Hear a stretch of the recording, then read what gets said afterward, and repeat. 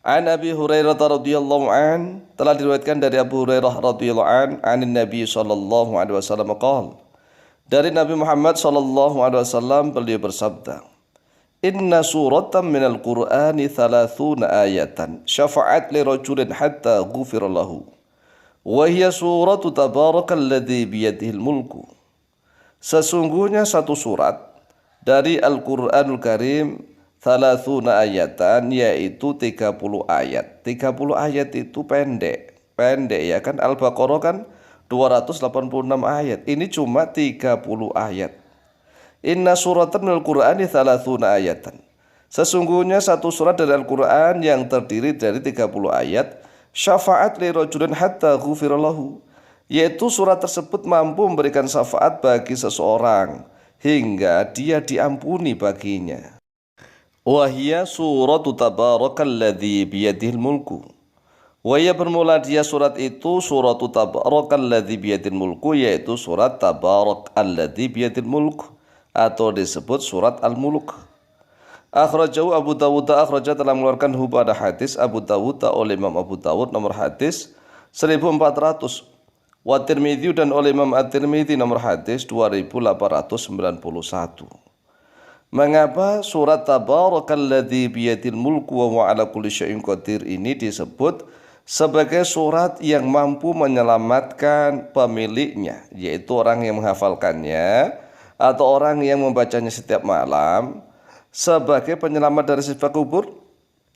Karena menurut keterangan para sahabat, barang siapa nih yang hafal surat Tabarakalladzi biyadil mulku atau yang membacanya setiap malam, maka orang itu tercegah dari perbuatan-perbuatan buruk. Jadi tatkala dia masih hidup itu, dilalah biidznillah, dia itu terhindar dari perbuatan-perbuatan yang buruk, yang keji, yang mungkar. Sehingga tatkala dia mati, maka dia selamat dari siksa kubur. Kalau dia sudah selamat dari siksa kubur, maka proses perjalanan di yaumil qiyamah itu akan nikmat, akan mudah. Pasti dia akan masuk surga, itu pasti. Mengapa? Karena di kuburan saja dia sudah nikmat, tidak mendapatkan azab sama sekali. Maka itu jaminan kelak di yaumil qiyamah dia pasti masuk surga. Berbeda dengan orang yang di kuburannya disiksa. Kalau dikubur disiksa, maka proses selanjutnya pun juga akan mengalami proses yang mengerikan. Na'udzubillah min dzalik.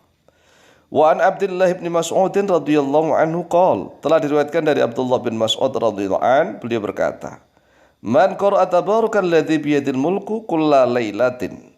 Barang siapa nih yang membaca surat tabarakalladzi biyadil mulku kulla lailatin pada setiap malam, mana Allahu biha min adzabil qabri, maka Allah mencegah kepadanya biha dengan sebab surat tabarak itu tadi, min adzabil qabri, daripada siksa kubur.